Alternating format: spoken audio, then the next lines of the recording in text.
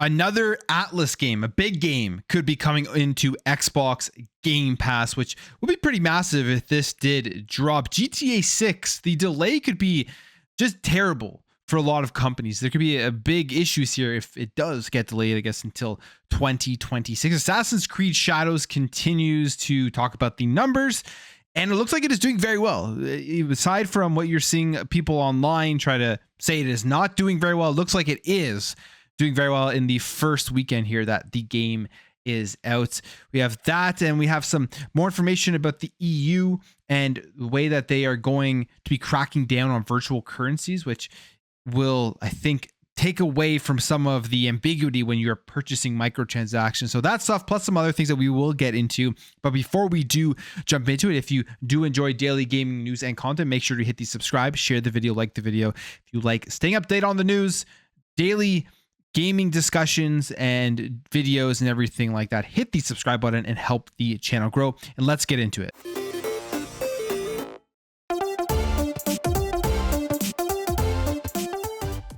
So Persona 4 Reload. Looks like this is going to be another one of those games that they do remake, similar to what they did with Persona 3, which was a game that was advertised by Xbox. It was within Xbox Game Pass day one, which was a massive launch for them, a massive win for Xbox users and for Game Pass, because, I mean, Persona had avoided the Xbox platform for a long time, and now Atlus is putting their games there, and they are doing relatively well here. And obviously, dropping them into Game Pass is showing that they like these deals. It's successful for the game. It's helping push their numbers up. Persona 3 Reload sold very, very well when it did drop. A lot of people jumped into it. And it looks like the next one in the series that they are going to be remaking is Persona 4 Reload.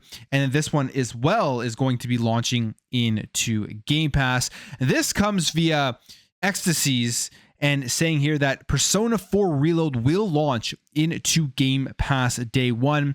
Continuing here, saying, piggyback off of yesterday's rumored Persona 4 Reload news, Ecstasies took to YouTube to talk about what he had heard, and thanks to the power of the YouTube auto translate, he said that Persona 4 Reload would come to Xbox Game Pass day one when it potentially launches later this year. And this, they say, where is this evidence coming from? Twitter user Scrambled Faz has posted evidence that Persona 4 may be getting a similar remake to Persona 3 Reload with the P4RE.jp that was registered a few hours ago. So they're getting ready for the trademark and everything for this game. The first one, as I said, did very, very well. Persona 3 Reload. In fact, it sold 1 million within the first week of the game. It was the fastest selling game in Atlus history, and of course it was also in Xbox Game Pass. So to think that they are making Persona 4 with the remake and everything and going along the exact same strategy they did with Persona 3, releasing it on all the platforms and launching it into Xbox Game Pass on day one, is very believable. I would not be surprised if this happens. This could be one of those big announcements that we are going to be getting at the Xbox June showcase this year, and it could be one of those games that we are going to be getting in the second half of the year. The first half has been loaded. We've been hearing rumors of more games coming over to Xbox Game Pass, so we will still have content on top of what we've already received and what we are going to be getting before June. Going into the second half of 2025, this could be one of those. But it's great to see that relationship with Atlus and Xbox continuously getting better. Atlus is obviously owned by Sega. Xbox and Sega already have had a great relationship, but for some reason the Atlus games or Persona games weren't releasing on Xbox, and now they are. And they're coming into Game Pass day one. For all the people out there who hadn't played these games before, are finally able to experience it. So this is great news. I hope this does end up coming true for all of the Persona fans out there that enjoyed Persona 3 Reload, and now we're going to be able to continue the story here with Persona 4. Another game that is supposed to be coming out this year, all signs have pointed to it's still releasing in 2025, is GTA 6. This is going to be the biggest game of the generation. Probably going to be a game that spans 3 generations like they did with GTA 5. But there's a lot riding on this, not only from Rockstar, but from the other companies within the industry. They're waiting for that official release date to determine whether they want to release their games anywhere in that same time frame as GTA 6, because this is one of those games that you probably should stay away from the release window to not compete with it, because it'll be almost impossible to compete with GTA 6 until when it does come out. But they say here that the delay could tank companies. This is what this claim is, this article here from Insider Gaming. It says here that if GTA 6 is delayed, it could tank companies. It's claiming this comes via a recent interview at GDC. A noted senior consultant at Newzoo made this observation specifically here, saying, if you're a game company who's holding its breath waiting for GTA 6 to get out, and then it gets delayed by 3, 4, 5, 6 months, what do? You either have to be able to launch into that big black hole that's been left open now, or you have to extend your run rate by an additional 6 months. I'm certain some companies are going to tank as a result of that, right?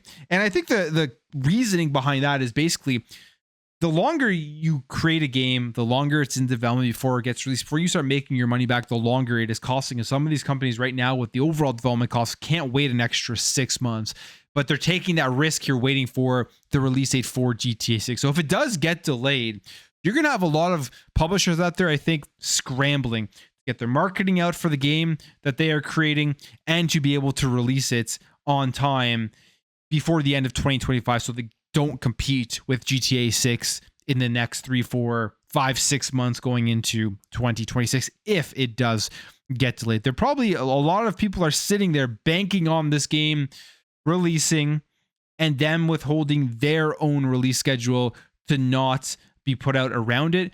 And if they're all looking at this as a late 2025 release, then they're probably thinking they're going to push their games into the beginning of 2026. But if GTA 6 gets delayed, then they're at a crossroads here. Do they just launch it at the end of 2025, have probably a shorter marketing campaign and stuff, or do they wait even longer and have to hold off on getting some of the profits, getting some of the revenues back for the development of the game itself? So it definitely is a dilemma, but that's because GTA 6 is an anomaly. You don't want to release around it. Everyone's going to be playing it. Everyone's going to be talking about it. And it's going to dominate every single headline. All of the gameplay you're going to see online is about GTA 6. So it's going to be very hard to even get that word of mouth marketing for your game releasing around the same time as GTA 6. One game that I think has done very well with their marketing, you go on social media, I think they're doing actually a very good job because of everything that has been trying to bring this game down since the lead up to it when it launched on March 20th was Assassin's Creed Shadows. They've done a very good job of getting it out there, getting people to see the game, play it. Responses on social media have been good. And it's a beautiful game. It is a good game. It's a great game, honestly, for a lot of people, including myself. I love the Assassin's Creed series, and that is Assassin's Creed Shadows. It has already reached 2 million players. And they go on to say here, on top of reaching 2 million players, that it has surpassed the launches of 2017's Assassin's Creed Origins and 2018's Assassin's Creed Odyssey. So a very big launch here. With this wording, though, I believe it has not yet surpassed Assassin's Creed Valhalla, which had a massive entry and massive sales with the Assassin's Creed. But who knows? Maybe it will eventually end up passing Valhalla, depending on how well it does continue to rise. The game is obviously being sold everywhere: Steam, Ubisoft Plus subscription.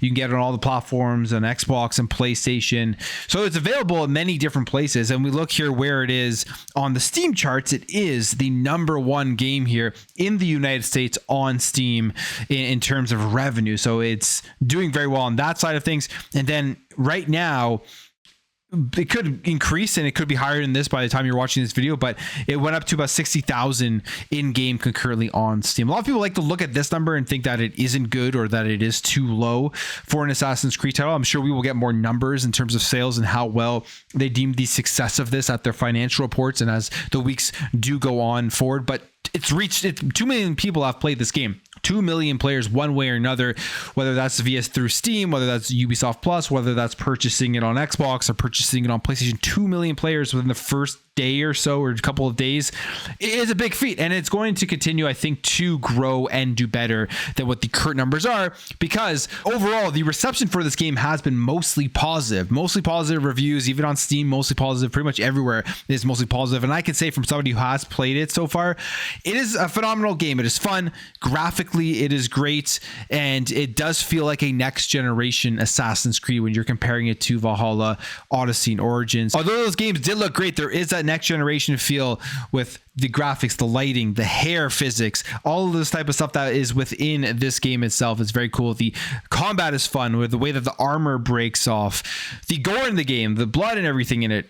It's done very, very well. The finishers are absolutely brutal. So it's a good game, and I'm going to continue to play it. Probably going to be one of my most played games, at least over the next couple of months. Now, when it comes to virtual currencies, there's always been this form of deception that companies take part in when it comes to virtual currencies, which is labeling the prices of their microtransactions with the in-game currencies. It doesn't equate the dollar amount that you would actually be paying. You have to click on it, and then it'll tell you how much you're playing via a microtransaction. And it looks like the EU is going to be cracking down on this within the video game market. They say here, video games can no longer use virtual currencies to disguise the price of in-game purchases in the European Union. Commission and national authorities have taken action to protect children from harmful practices in video games. And I think as an adult, it's all your choice whether you're spending a bunch of money and you're losing all your money on buying in-game microtransactions, like for things like cosmetics and stuff. You're an adult, you get to choose what you do with your money. But for children,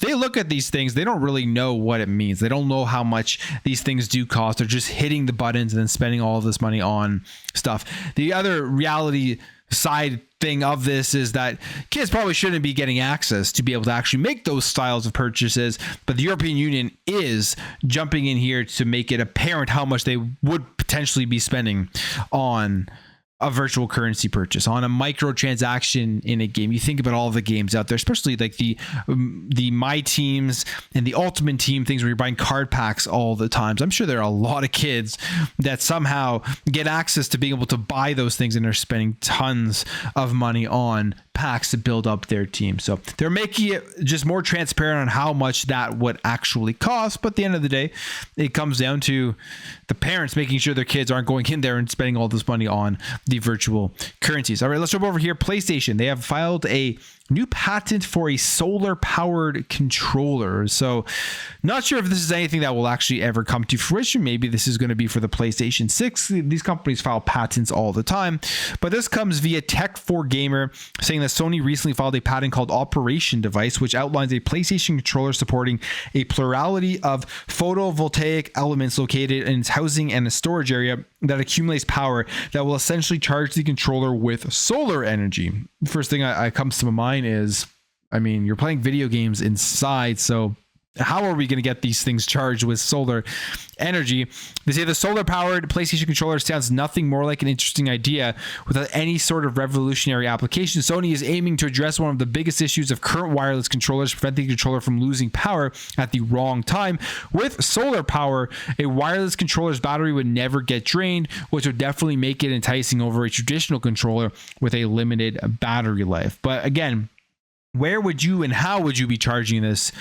In your basement or something with solar? Maybe I still fully understand the technology, but the idea of controllers not dying, it would be revolutionary. It is one of the most annoying things, especially with the PlayStation 5 DualSense controller that just does not have great battery life on it.